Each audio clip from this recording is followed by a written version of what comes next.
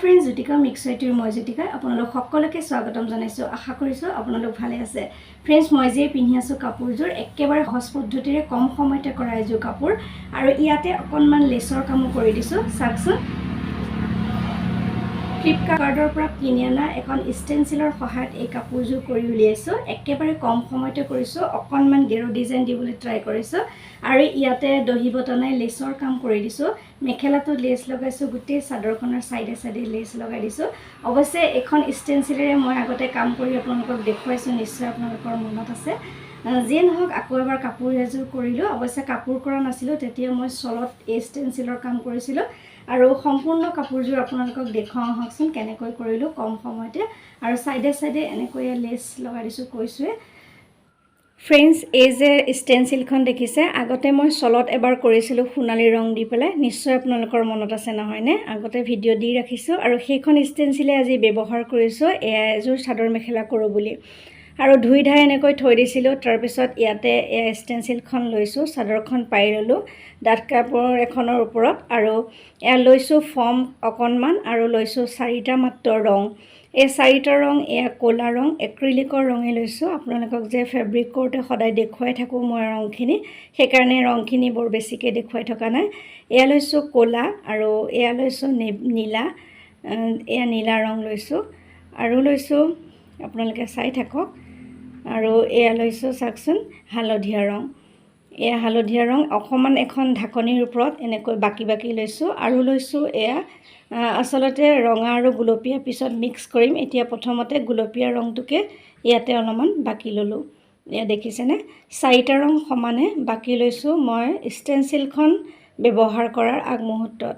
একেবাৰে সহজ পদ্ধতি, খুব কম সময়তে গোটেই কাপোৰযোৰ কৰি উলিয়াম আৰু আপোনালোকে চাই থাককচোন কিমান কম সময়ত কেনেকৈ কৰোঁ। ষ্টেনচিলখন ধুনীয়াকৈ ধুই ধাই লোৱাৰ পিছত আগতে ৰং কৰা বহুত বেছি কাম কৰাৰ কাৰণে অকণ অকণ দাগ লাগি আছে আৰু এনেকৈ 4 টুকুৰ ফৰ্ম মই টুকুৰা টুকুৰকৈ কাটি লৈছোঁ। কিনিবলৈও পায় ধুনীয়া ধুনীয়া ফৰ্মৰ এনেকুৱা। মই কিন্তু নাই কিনা, ঘৰত থকা ফৰ্ম 4 টুকুৰ লৈছোঁ আৰু 4 টুকুৰ লোৱাৰ কাৰণ হৈছে ৰংখিনি বেলেগ বেলেগ ৰঙত বেলেগ বেলেগ ফৰ্মেৰে কাম কৰিম। সেইকাৰণে একেটা ৰঙেৰেও আপোনালোকে কৰিব পাৰে। মই এনেও মানে ৱাটাৰ কালাৰ কৰি বা এনেকৈ মিহলি কালাৰ কৰি ভাল পাওঁ। সেইকাৰণে মই এয়া প্ৰথমতে ল'লোঁ ক'লা ৰং। ক'লা ৰং লৈ ওপৰৰ অংশটোত এনেকৈ ষ্টেনচিলৰ ওপৰৰ অংশটোত এনেকৈ দি দিলোঁ। একেবাৰে সহজতে দিব পাৰি, খালি অকণমান সাৱধান হ'ব যাতে ৰঙৰ টোপাল চাদৰত নপৰে বা এনেকৈ য'তে ত'তে লাগি নাযায়, নহ'লে গোটেই কাপোৰযোৰ নষ্ট হৈ যোৱাৰ সম্ভাৱনা থাকে। প্ৰথমতে ওপৰৰ অংশটোত এয়া ক'লা দি ল'লোঁ। তাৰপিছত ফ্ৰেণ্ডছ চাওক, ক'লাটো থৈ দিলোঁ। থোৱাৰ পিছত এতিয়া বেলেগ এটুকুৰ ফৰ্ম লৈছোঁ হালধীয়া ৰং লগাই। এয়া ক'লাটোৰ তলৰ অংশটোত দিছোঁ, হাতৰ অংশত মূৰৰ অংশত ক'লা দিছোঁ, ভৰিৰ অংশত দিছোঁ আৰু এটা কলহত এয়া ক'লা দিছোঁ। আৰু তাৰপিছত কি ল'ম আপোনালোকে চাব।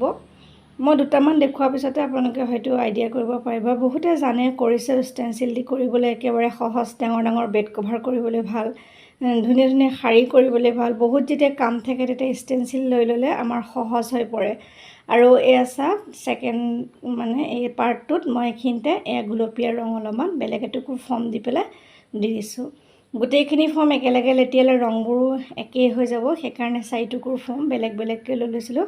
আজিকালি অনলাইন ধুনীয়া ধুনীয়া কিনিবলৈ পায় ফৰ্ম লগোৱা, এনেকুৱা সৰু সৰু টুকুৰা হাতত নলগাকৈ ষ্টিক লগোৱা থাকে, তেনেকুৱা ষ্টেণ্ড পোৱাই যায় কিনিবলৈ ফৰ্মৰ। আৰু মই নাই, ঘৰতে যিখিনি আছিল তাৰে ব্যৱহাৰ কৰিছোঁ আৰু এইফালে অকণ অকণ গুলপীয়া দি ল'লোঁ। তাৰপিছত ব্যৱহাৰ কৰিম বেলেগ এটুকুৰ ফৰ্ম, সেই টুকুৰত অকণমান য়েল্ল' কালাৰ লগাই লৈছোঁ আৰু এয়া য়েল্ল' কালাৰ দি পেলাই এই মাজৰ অংশত দি দিম। আৰু এনেকৈ ষ্টেনচিলৰ পাৰ্টকৈ কালাৰ দিছোঁ। এটা কালাৰেও আপোনালোকে কাম কৰিব পাৰে। মই দেখিবলৈ ধুনীয়া লাগক বুলি 3-4টা কালাৰ ব্যৱহাৰ কৰিছোঁ। এতিয়া আমাৰ 3টা ৰং দিয়া হৈ গৈছে, যিহেতু 4টা বাকিছিলোঁ। এইটো নীলা ৰং, এয়া ইয়াতে নীলা ৰং দিছোঁ। এতিয়া লাহেকৈ ষ্টেনচিলখন দাঙি দিব। সেই সাৱধানতাখিনি ল'লে আপোনালোকে ধুনীয়াকৈ কাম কৰিব পাৰিব। এতিয়া চাওক, লাহেকৈ দাঙি দিছোঁ আৰু তলত আমাৰ ধুনীয়াকৈ ডিজাইনটো এয়া উঠি গ'ল। এয়া চাওক কিমান ধুনীয়া লাগিছে নহয়নে? কেতিয়াবা যদি অকণমান ডিজাইনটো নুঠেও, মিহি ব্ৰাছডালৰ সহায়ত ধুনীয়াকৈ আপোনালোকে মিলাই ল'ব পাৰিব, কোনো অসুবিধা নাই। তাৰপিছত আপোনালোকে আকৌ পিছত কৰিব। চাদৰখনৰ এনেকৈ ওপৰৰ পাৰিত মই 5টা দিছোঁ এনেকুৱা ডিজাইন। এইটো আফ্ৰিকান লেডি হয় এজনী আৰু এনেকৈ এইজনীকে ডিজাইন দিবলৈ ট্ৰাই কৰিছোঁ আৰু ফৰ্মত যি ৰঙৰ ফৰ্ম লৈছিলোঁ সেই ৰঙৰ ফৰ্মে আকৌ পুনৰ এবাৰ কাম কৰিছোঁ ক'লাত ক'লা দিছোঁ গুলপীয়াত গুলপীয়া দিছোঁ এনেকৈ গোটেই কামখিনি আমি কৰি যাম কৰাৰ লগে লগে আমাৰ কামটো খুব সহজ হৈ গ'ল ব্ৰাছ নমৰাকৈ কোনো ধৰণৰ নকাকৈ একো নকৰাকৈ এটা ধুনীয়া ডিজাইন আমি পাই গ'লোঁ যিসকলে আঁকিবলৈ অসুবিধা পায় বা যিসকলে ব্ৰাছ মাৰিবলৈ অসুবিধা পায় তেওঁলোকে অনলাইন ষ্টেনচিল ধুনীয়া ধুনীয়া পোৱা যায় তেওঁলোকে কৰি ল'ব পাৰে বা ষ্টেনচিল আনিব নোৱাৰিলেও আপোনালোকে ধুনীয়াকৈ কাটি ল'ব পাৰে ঘৰতে ফুল মই ফুল কাটি পেলাই আপোনালোকক দেখুৱাম চাদৰ মেখেলাযোৰ কৰি পেলাই পিছত এতিয়া আপোনালোকক এই কিনি অনা ষ্টেনচিলখনতে আপোনালোকক দেখুৱাইছোঁ একেটা পদ্ধতিৰে একেটা ডিজাইনতে মই ৰংখিনি দি যাম যাতে ডিজাইনটো দেখিবলৈ প্ৰায় একেই হয় খালি অকণমান ধৈৰ্য লাগে তেতিয়া আপোনালোকৰ সহজে কামটো হৈ যাব আৰু এয়া চাওক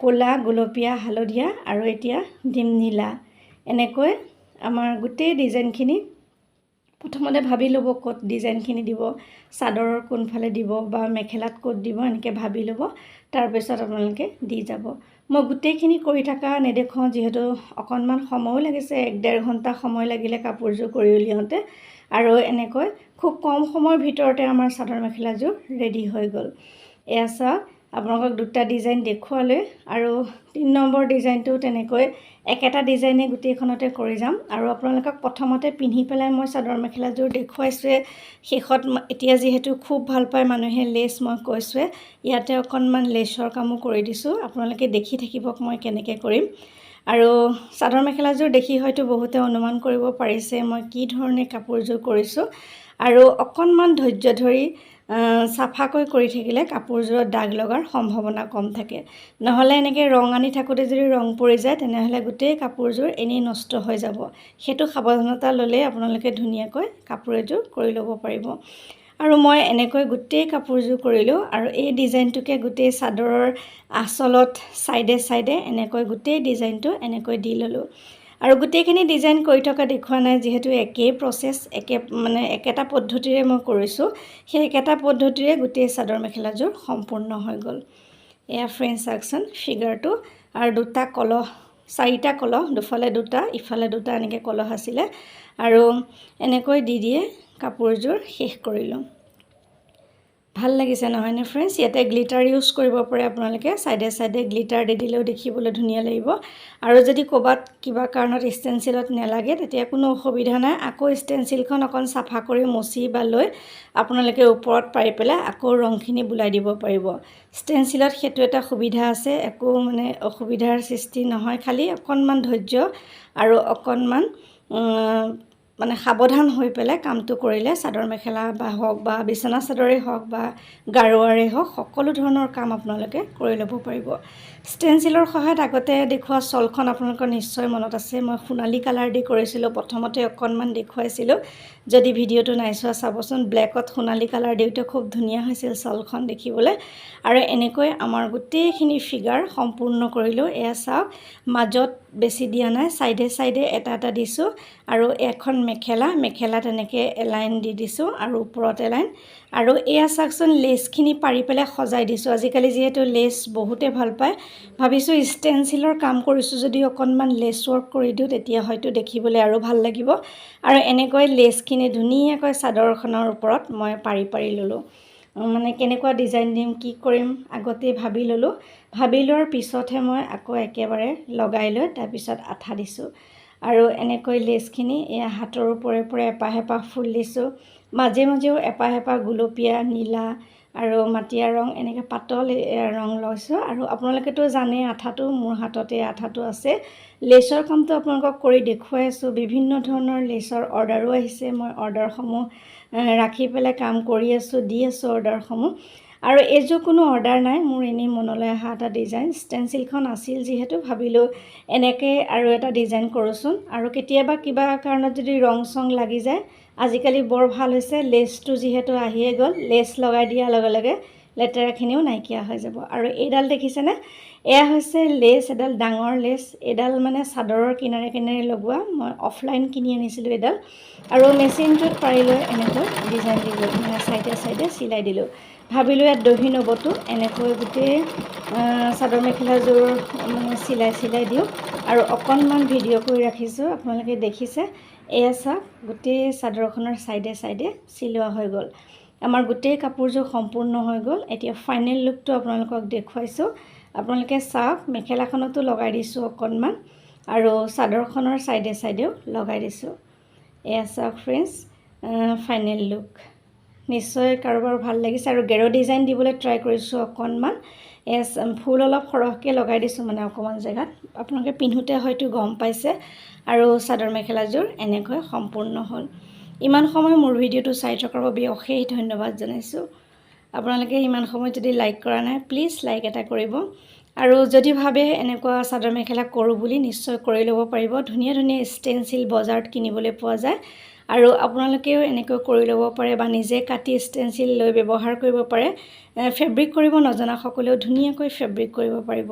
আৰু কাপোৰযোৰ সম্পূৰ্ণ হোৱাতে কেনে লাগিছিল ধুনীয়া কমেণ্ট এটা কৰিব। চাই কেনে পালে, যদি ভাল লাগিছে লাইক কৰিব, কমেণ্ট কৰিব, চেনেলটো ছাবস্ক্ৰাইব কৰিবলৈ নাপাহৰিব। আপোনালোকৰ বাবে ইমান ব্যস্ততাৰ মাজত এটা নতুন ডিজাইন আনিবলৈ চেষ্টা কৰি আহি আছোঁ। আপোনালোকে মৰম দিব, আগ্ৰহ দিব, প্ৰেৰণা যোগাব বুলি আশা কৰিছোঁ আৰু মৰম দিব, আগুৱাই যাবলৈ সহায় কৰিব। নতুন ভিডিঅ'সমূহ আপোনালোকলৈ আহি থাকিব। আপোনালোকে সদায় উৎসাহ যোগাব। আজিলৈ আহিছোঁ, পুনৰ নতুন কাম লৈ আকৌ অহাৰ প্ৰতিশ্ৰুতিৰে মই জ্যোতিকা সকলোৰে পৰা বিদায় লৈছোঁ। নমস্কাৰ। সকলো সুস্থ থাকক, ভালে থাকক, তাৰে কামনা কৰিছোঁ।